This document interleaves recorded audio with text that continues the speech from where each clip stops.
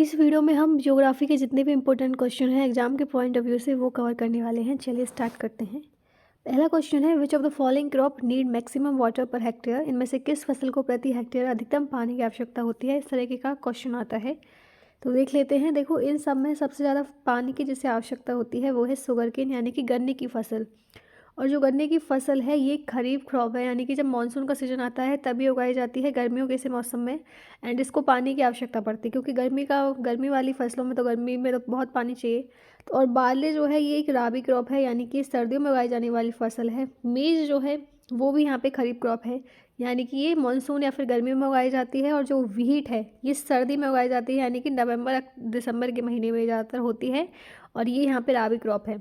तो राइस जो है खरीफ क्रॉप है, इसको टेम्परेचर चाहिए 22 से 32 डिग्री सेल्सियस एंड रेनफॉल इसको चाहिए 150 से 300 सेंटीमीटर तक।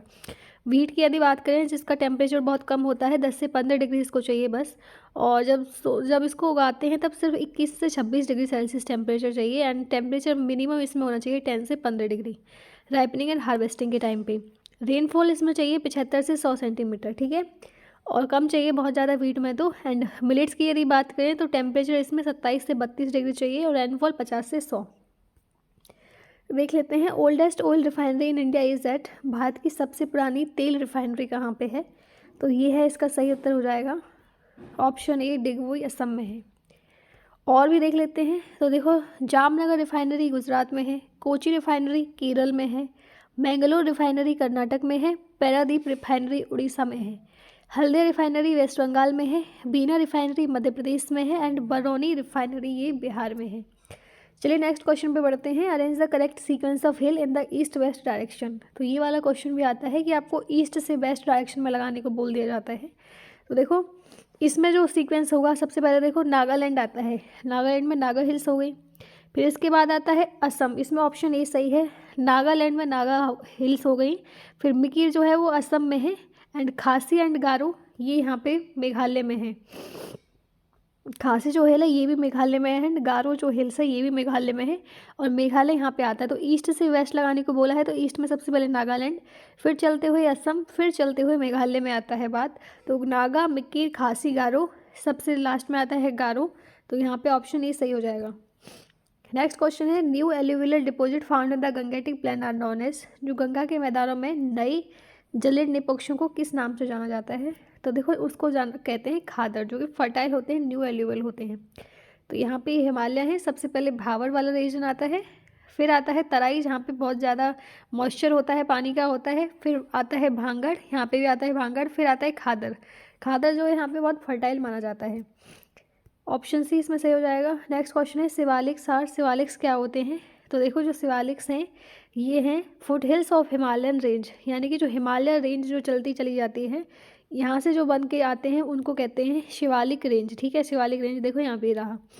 शिवालिक रेंज के ऊपर है माउंट एवरेस्ट और इसके ऊपर भी कंचनजंगा भी है और K2 भी जो है शिवालिक रेंज के बहुत ऊपर है। नेक्स्ट क्वेश्चन पे आते हैं, विच of the following latitude pass through India. इनमें से कौन सा अक्षांश भारत से होकर गुजरता है। तो देखो ये क्वेश्चन आता है एग्जाम में, इसमें पूरे जो वर्ल्ड का मैप है इसमें इंडिया में कौन सी ऐसा लैटिट्यूड है जो गुजरता है। तो देखो इंडिया हमारा ये रहा ना, दिख रहा है ना आपको, इंडिया एशिया में आ रहा है। तो इंडिया से होकर जो गुजरता है वो है tropic of cancer, okay. Latitude wise tropic of cancer जो है इंडिया से होकर गुजरता है। तो इसका सही उत्तर हो जाएगा ऑप्शन डी। नेक्स्ट क्वेश्चन देखते हैं, which state has the largest coast line in India. Bharat में किस राज्य की तटरेखा सबसे बड़ी है। इसमें से सही उत्तर है ऑप्शन ए, गुजरात में सबसे लंबी जो तटरेखा है वो पाई जाती है।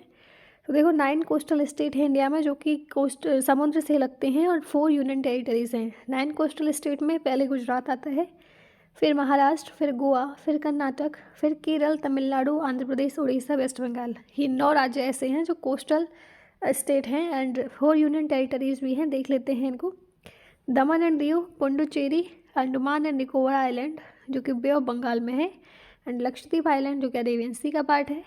देख लेते हैं स्टेट में लेंथ कितनी है। सबसे ज़्यादा गुजरात में हमने देखी थी 12 से 14 किलोमीटर है, आंध्र प्रदेश में 973, तमिलनाडु में 906, महाराष्ट्र की जो लेंथ है वो 652 है, केरल की 569, उड़ीसा की 476, कर्नाटक की 280 एंड वेस्ट बंगाल की 157।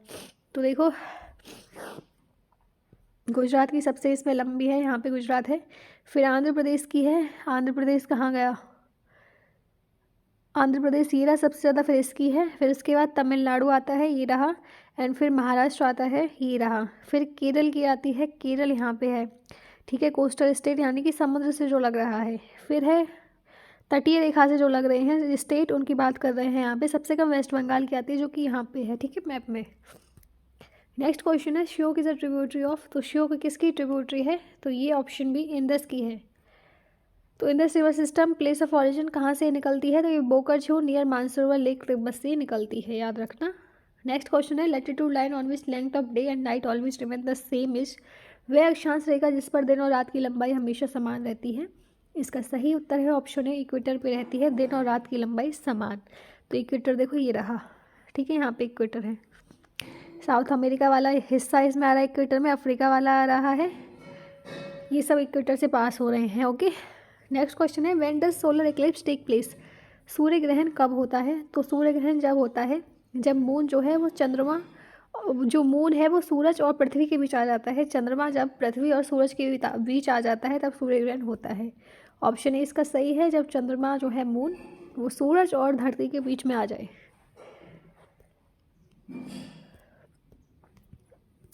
विच atomic power station in India is built completely indigenously, तो भारत में ऐसा कौन सा परमाणु ऊर्जा स्टेशन था जो पूरी तरह से स्वदेशी रूप से बनाया गया है। तो देखो सबसे पहले जब बन रही थी तो बाकी देशों की सहायता लेनी पड़ रही थी, लेकिन इसको बनाने में पूरी तरह से स्वदेशी इस्तेमाल किया गया है। तो इसका सही उत्तर है कालापक्कम। जो कालापक्कम है ये तमिलनाडु में है। इसके अलावा देखो गुजरात, कालापक्कम जो है तमिलनाडु में है, I think, I am not very sure, इसको एक बार चेक करना पड़ेगा। ककरापर न्यूक्लियर पावर प्लांट जो है गुजरात में है, तारापुर जो है महाराष्ट्र में है, कायगा जो है कर्नाटक में है, जैतापुर महाराष्ट्र में है, कुंडलकुलम तमिलनाडु में है, नरोरा उत्तर प्रदेश में है, तारापुर महाराष्ट्र में है, रावत भाटा जो है राजस्थान में है। Only state in India that produce saffron, Bharat का एकमात्र राज्य ऐसा कौन सा है जो केसर का उत्पादन करता है, तो देखो सिर्फ जम्मू एंड कश्मीर में होता है केसर। फिर इस थाड़ेकट बर्ड सेंचुरी लोकेटेड, थट्टेकट पक्षी अभयारण्य कहाँ स्थित है, तो इसका सही उत्तर है केरल में है ये। तो और भी देख लेते हैं bird sanctuary. Kolleru bird sanctuary Andhra Pradesh में है, नीलापट्टू बर्ड सेंचुरी आंध्र प्रदेश में है, सलीम अली बर्ड सेंचुरी गोवा में है, जायकवाड़ी बर्ड सेंचुरी महाराष्ट्र में है, and Harike bird sanctuary Punjab में है। नेक्स्ट क्वेश्चन पे आते हैं which mountain range separate the Indo Gangetic plain from Deccan plateau, कौन सी पर्वत श्रृंखला इंडो गंगा के मैदान को दक्कन के पठार से अलग करती है। इसका सही उत्तर हो जाएगा ऑप्शन ए, अरावली जो है वो करते हैं। According to census 2011 which of the following UT has the lowest density of population, तो देखो इसका उत्तर जो है वो अंडमान निकोबार है, इसमें डेंसिटी सबसे कम है पॉपुलेशन की, ओके। तो देख लेते हैं स्टेट जिसमें हाईएस्ट पॉपुलेशन डेंसिटी है बिहार, जिसमें लोवेस्ट है वो अरुणाचल प्रदेश है। यूनियन टेरिटरी की बात करें हाईएस्ट पॉपुलेशन वाला तो दिल्ली है। यूनियन टेरिटरी की बात करें लोवेस्ट पॉपुलेशन डेंसिटी तो ये अंडमान एंड निकोबार आइलैंड है। डिस्ट्रिक्ट की यदि बात करें कि हाईएस्ट डेंसिटी कौन सी है तो वो भी दिल्ली का है। डिस्ट्रिक्ट विद लोवेस्ट डेंसिटी तो ये है Lahaul and Spiti. On which lake is world's only floating post office situated, विश्व का एकमात्र तैरता हुआ डाकघर किस झील पर स्थित है, तो इसका सही उत्तर है डल लेक पर है, ओके। Which coast is not a part of western coast, कौन सा तट जो है पश्चिमी तट का हिस्सा नहीं है, इसका सही उत्तर हो जाएगा ऑप्शन डी, कोरोमंडल कोस्ट जो है वेस्टर्न कोस्ट का हिस्सा नहीं है, बाकी काठियावाड़ कोस्ट, कोंकण ये सब इसके हिस्से हैं। Which is the only pyrite producing state in India, Bharat का एकमात्र पायराइट उत्पादक राज्य कौन सा है, इसका सही उत्तर हो जाएगा option A, Jharkhand. Jharkhand is the only state in India जो कि coking coal, uranium and pyrite produce करता है। पाक्यांग एयरपोर्ट कहाँ पे स्थित है, पाक्यांग हवाई अड्डा कहाँ पे स्थित है, इसका सही उत्तर हो जाएगा ऑप्शन ए, सिक्किम में है ये। तो देखो पाक्यांग एयरपोर्ट सिक्किम में है। लोकप्रिय गोपीनाथ बरदोलोई इंटरनेशनल एयरपोर्ट असम में है। पासीघाट एयरपोर्ट अरुणाचल प्रदेश में है एंड दीमापुर नागालैंड में। Which dam is located in Karnataka, तो इनमें से कौन सी जो डैम है बांध है वो कर्नाटक में है, इसका हो जाएगा तुंगभद्रा डैम। तो और देख लेते हैं डैम और वो कौन सी नदी पे हैं, इसमें से पूछा जाता है क्वेश्चन। अलमत्ती डैम जो है कृष्णा रिवर पे है, भद्रा डैम भद्रा रिवर पे है, हेमावती डैम हेमावती नदी पे है, लाख्या डैम लाख्या रिवर पे है। इसके अलावा और भी देख लेते हैं, Srisailam dam Andhra Pradesh, Gandhi Sagar dam Madhya Pradesh, Mulla Periyar dam Kerala में है।